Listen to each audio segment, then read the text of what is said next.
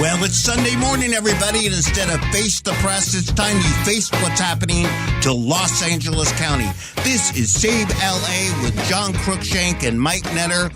We are out to turn the county of Los Angeles back into a place that you'll be proud to live in and, frankly, can afford to. We've got John Cruikshank, as we do every Sunday morning.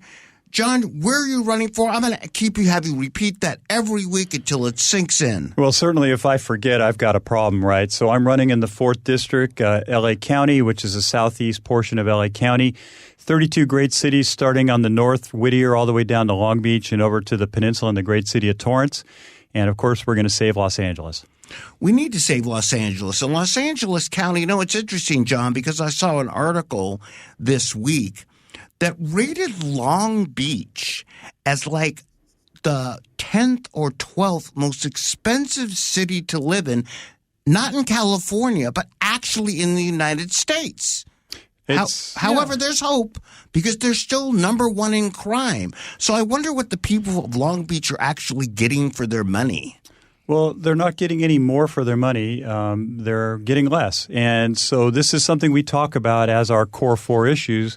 Of course, economic empowerment and the homelessness problem. We always talk about with homelessness that we solve it by housing first. That's always the solution. That doesn't work clearly. But what I want to focus back on is the inflation and the cost of living, because every time you have a higher cost of living, now you're putting more people into homelessness. So it's a vicious cycle. And our politicians now, they don't focus on that portion of the equation. And the reason there is inflation is because you have things like drilling bans and rent control and minimum wage and all the things that continue to happen that put upward pressure on all our prices. Yeah, and I know Labor Day is coming up, but one thing that seems to be in my Twitter feed that's on fire, @NetterMike for a quick plug, is the cost of gas. And everybody knows that gasoline, it was averaging $1.50 higher in California. It's now up to about $1.75 higher than the rest of the country. Good news for you on Labor Day. If you're not riding a bike, you better dive into your savings because the average price in California has now approaching $6 a gallon. Yeah, I was lucky to get it at about $5.50 a gallon over the weekend. And, this is the sort of thing that these higher gas prices, they really hurt the low-income scale of the world because these are people that rely on their automobiles to get to their jobs every day. And if it's going to cost them that much more to fill up their tanks, that just puts pressure on them. And then because they now don't have as much disposable income because they have to do the essentials, such as feeding their family and paying their rent and paying the heating bills and all that, now they don't have the monies to go out and do other things like sporting events or restaurants. And so now that hurts all of our businesses. So inflation hurts all of us. And this high price of fuel is clearly something that affects all of us. And they seem to be using a lot of scare tactics. We're going to it's interesting, isn't it? Because, look, everybody out there, the weather's been changing for a long time. When we talk about climate change, and it seems to be the headlines or the shiny objects in the newspaper. And last weekend, we had an alleged hurricane that was going to devastate all of LA County. We had an earthquake, which did no damage. These are disasters which could happen, but they spent a lot of time talking about those, and they'll talk about them 3-4 days ahead of time. They'll talk about them a week afterwards, how nothing happened except for some rainfall here and there. But they don't spend a lot of time even focusing on the homeless. They said the hurricane's coming. There's 75,000 unhoused people in Los Angeles that can't simply go inside. It came, and afterwards they said there's still 75,000 unhoused people that were out in the rain and couldn't go inside. Yet that has an inch worth of linear space, if you will, in the press compared to all this hyperbole that they want to talk about a disaster which could have been big, but turns out it wasn't. John, they want to always put our eye on something else but the issues that we face every day, don't they? Like gas, crime, etc.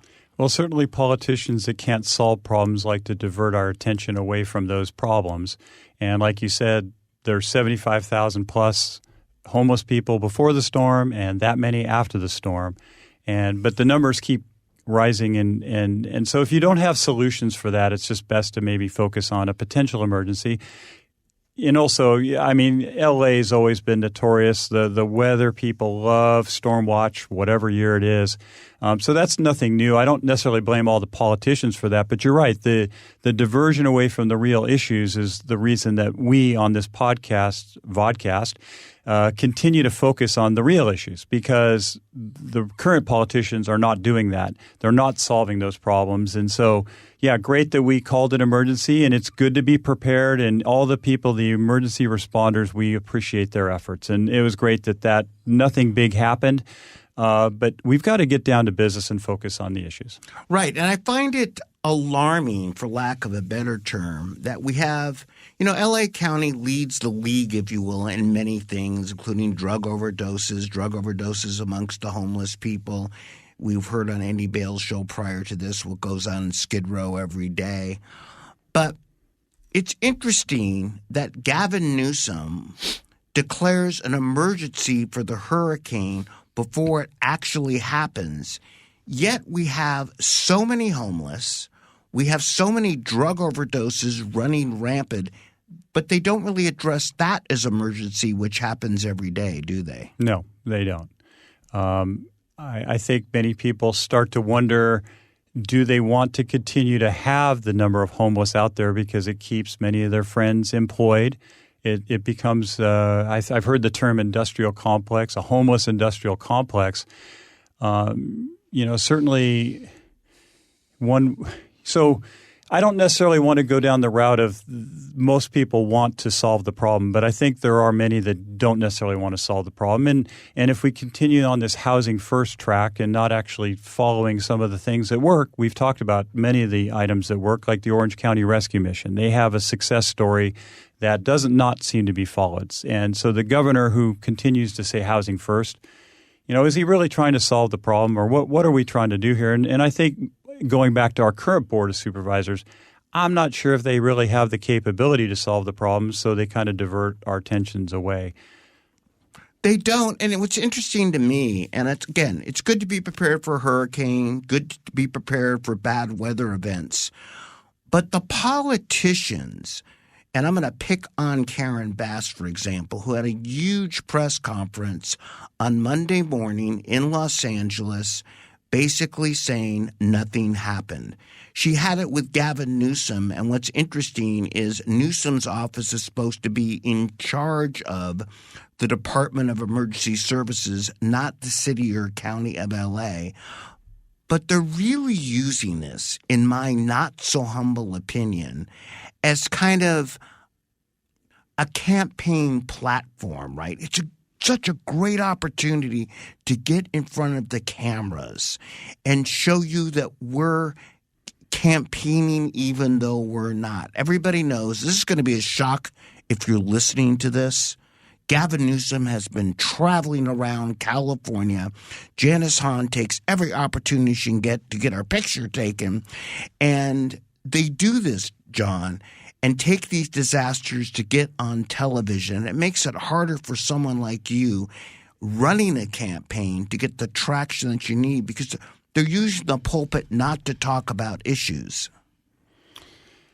Well, I would be surprised if there's a lot of debates between my opponent and I over the next few months. Of course, I would welcome a debate every day of the week if that's possible, because I would love to talk about solutions to the big problems, and I'm not exactly sure if my opponent would like to be talking about that, because she has an 8-year record as being a county board of supervisor in District 4. I guess she was different district before, and they've redistricted. But the thing is, if you look at the newspapers, and our guest today, Ron Riggs, who's joined us from Torrance, he reads the Daily Breeze, he sees pictures of our current supervisor, and she, you see her with the emergency personnel, and she's pointing at something, solving some sort of problem. We don't know, but unfortunately, I think she looks at these opportunities as ways to just continually campaign and use her name and imagery to get a lot of free advertising. So that's part of the problem, is that candidates like myself I'm having to pay for all of the advertising and all the efforts I have to get out to the voters, where all she needs to do is just call up her friends in the press and say, I'm going to be out in Rolling Hills Estates and I'm going to be pointing at something with my county firefighters in the background, and it's going to make me look important. But I'd love to know what she's pointing at. I'd love to know what she's doing, how she's helping. And then when she does help, it's usually a big check. She never gives taxpayers the credit for that big check. She always takes credit. And I've said this before, if you look at the logo for the 4th District, LA County, the county symbol is this tiny little circle, and her name is this huge Janice Hahn with a tiny little circle on everything around the county. No matter if I go to street fairs or town hall meetings where she's sponsored, she gets her advertising literally everywhere for free. And so for a non-incumbent to break in and be able to defeat her is all the cards are stacked against us. And so it's great to be able to be on today with both you gentlemen to talk about that issue and some of the issues that are affecting us in Torrance and the South Bay. Yeah, and I want to bring that in and stress again. There's 32 cities. Where John is running is not the city of Los Angeles. It's 32 cities. And everyone out there on this Sunday morning, if you're in one of those 32 cities or anywhere in LA County or frankly in most spots in California, how's it working out for you? How's it really working out electing these same politicians when crime rate, gasoline, homelessness, every metric by which we judge a quality of life isn't working out? Now, we do this as a podcast also. And as you'll see, there's another square on the screen today, Ron Riggs. Ron, tell us a little bit about yourself. Well, I'm not a politician, but I did run for mayor in 2018. Mm-hmm. And that's when I met John. And in the city of Torrance. In the city of Torrance. And tell us about that, because I think it's important to note that what John is doing, which frankly a lot of politicians should do, which we don't do, unfortunately, on the conservative side, is make the step up. John is Mayor Pro Tem, I finally got that right, of Palos Verdes. Congratulations, Mike. Thank you. It takes a lot of work for me, John. You know, there's a lot of complicated stuff here in politics. Who's working his way up knowing his city. And you ran for the mayor of Torrance. Tell us about how you ran a local campaign and how you'd recommend John scale it up to get volunteers and other people. Well, I don't call myself a politician, like I said. It was the hardest thing that I've ever had to do. I grew up in Gardena as a individual that didn't have a lot of money, and I a single household of a mother with 2 kids. And, I used to drive into Torrance, go to Torrance. And then when I entered into Torrance, I knew I was in a city that was a great city. And so I opened up a business at a real estate company there early on in my life. And then in 2000, I moved there, bought a house. I've been there ever since. It's a great city. I love Torrance. But when I met John way back in, I knew that this was a man of integrity and a man that does what he says he's going to do. He just gets out and he gets the job done. So I've supported him and followed him ever since. And that's why I'm here to support him today. I know that he'll roll his sleeves up and work hard. I think the thing to note, though, about Ron is when he ran for mayor, like he said, he's not a politician, but I think he recognized that there's something needed to be done. New leadership was needed in the city of Torrance. And so he gave up a lot of things and took a risk of doing that. And so that's what I saw is, when I first met Ron, I think we were at a campaign school. Like we were sitting down in Hermosa Beach for like 8 hours. And him and I fortunately, I was able to sit right next to him, and he told me about his real estate business and all the things. He's a busy person, and he was giving up much of that to do something for his community. And I think that's the right reason for anyone running for office. And so that's what I remember when I met Ron, and that's why I've stayed in touch with him as well and followed what he's doing, because he cares a lot about his community. And I think at the end of the day, that's what we need out of our politicians is people that care about their communities, not care about just themselves and their reputation. And I want to dwell on that for 1 second because in politics, right, and we do this a lot. Look around California and we see a lot of things that are wrong. But as I tell many people, and I said at your fundraiser a couple weeks ago, this is a beautiful state. And for everybody, I'm thinking of moving to Tennessee. I'm thinking of moving. We got the ocean. Ron, tell us what you find so beautiful about Torrance. What attracted you to it to begin with? What attracted to me? Yeah. Well, my wife. Loving money. She grew up in Torrance, and that's where she wanted to live. But it's a cool city, dude. I spent a lot of time in Torrance. Well, there's nice little restaurants, a nice community, right? We've got it all. It's a beautiful city. Our schools are second to none. Mm-hmm. Our public safety is second to none. We have beaches. We have the mall. We've got it all there. And I want to stress that too. And another thing you have in Torrance, and right now, if it's Sunday morning and you're a lot of places in Los Angeles, if you're like me, you check the weather. And many of the beach towns and cities that you represent, John, and for everybody out there who says, we talk about saving Los Angeles, and you're saying, well, maybe I should go to Texas. It's a little more conservative. This just in, Texas today is really hot. Okay. Well, let me say one thing. John's the same guy. We give more than we receive. Right. That's why we got involved. And so, every city's got its problems, but we're rolling up our sleeves and we're trying to make a difference. And what I'm striving at is folks like you that make a difference because your cities are worth saving. They're worth living in. And Ron, tell us how you ran the campaign for mayor. I mean, again, John's not really a politician either. He's run for office a couple times.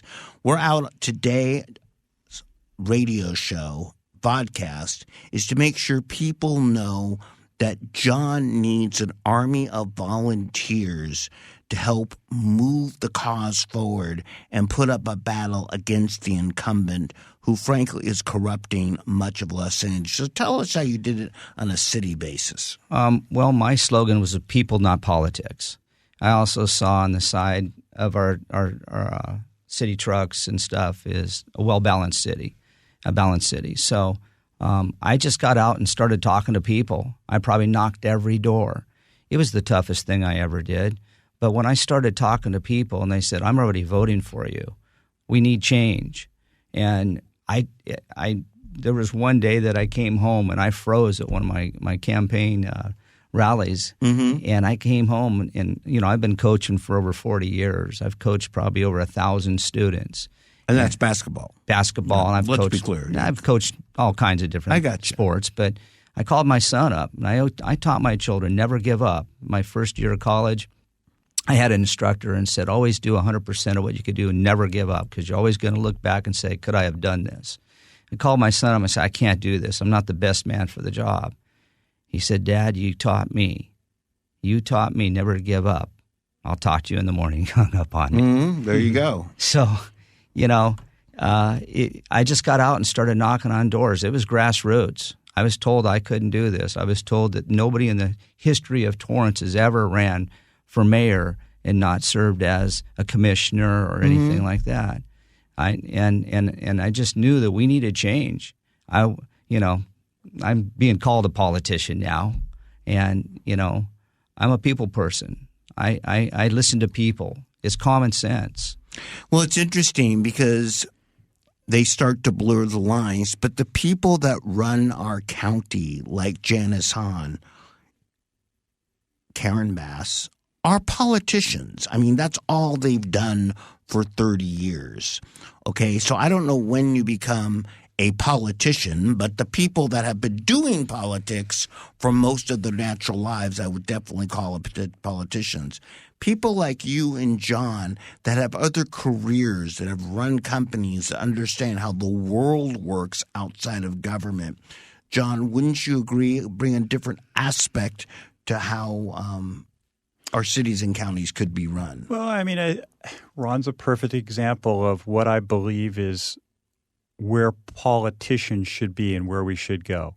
Like the current politician that is not solving any problems is out for themselves, and they represent one party. I believe the next wave of generation of politicians to start solving our problems, I don't mind people belonging to political parties. Great. You could go to campaign schools and you can learn stuff and you can be connected to people and all that. But like with Ron, the reason they call him a politician now is because they realize his care for the community helps his connections to lead to solutions to the problems in Torrance. And since Ron has run for mayor, they've had a whole change in their leadership. The mayor now is much more conservative, a problem solver. He's from the aerospace industry. And Torrance is on the upswing, definitely on the upswing. And Ron has been a part of that leadership change and the whole change in Torrance. And so I feel that the same thing needs to happen countywide. We need to stop looking at these one-party politicians. We need to look at people because our issues are nonpartisan. And so we can't solve them by looking through the lens of partisan politics. We've got to stop that. And Ron showed us the way to do that. He bucked the trend in his quote-unquote party. He ran against someone that was also in the same party, and they felt that it was their right to be able to have that role because they were a council member before. And Ron actually started his race 4 months before that candidate. Now, I get along with both, but I always supported Ron because I knew the passion he had in his heart to solve problems for Torrance. He didn't care about partisanship. He cared about Torrance. And that's how I feel about L.A. County. I care about L.A. County, and I'm running for the entire county, not just the 4th District. You are, and you're running in 32 cities, is it? 32 cities. 32 cities. And Ron, I want to go back to this. This is the point I'm trying to make. How many people in Torrance? I believe we're about 148,000, 147. People are leaving a little bit. Okay, so maybe 145, 503 today, but close enough. Okay. Let's say about 147, which statistically would be about 60,000 households, give or take. Yes. Right? And you knocked on a number of doors. I knocked and knocked and knocked. Now, I want to go back to John here. John, when I started working with you, I'm amazed by your energy. I'll grant you that you're younger than me, but I'm amazed by your energy. You're going out and knocking on a lot of doors, doing what Ron did. But let's be clear. There's 32 cities that need their doors knocked on, that need booths set up, because you don't have, quote, the bully pulpit to sit there and talk about disasters which never happen. And for everyone out there, we need volunteers in all these 32 cities. We have the apps, we have the data, we've got the gumption to do it. But unless you're triplets, and I'm pretty sure you're not, John, because I've never seen you with anybody that looks like you, we need help getting out to these cities, each one of them, to knock on all these doors, because it's kind of 32 cities times 60,000 households, which is about the number of voters that you're trying to get, right? Oh, right. And once again, so 32 cities, Whittier down to Long Beach and across to Torrance. And so geographically, it's a big area. I would love to be able to knock on every door, but physically that's not going to happen because I need to do many other things in my campaign, including the radio show here. And so I need as many surrogates to join our army of volunteers as possible. I would welcome anyone, and you don't even need to live in the district. You could just be someone that cares about Los Angeles County, wants to come in, and not everyone has to knock on doors. There's other things people could do. They can make calls. They can put together fundraisers. And so there's many other things. So visiting us at johncruikshank.us,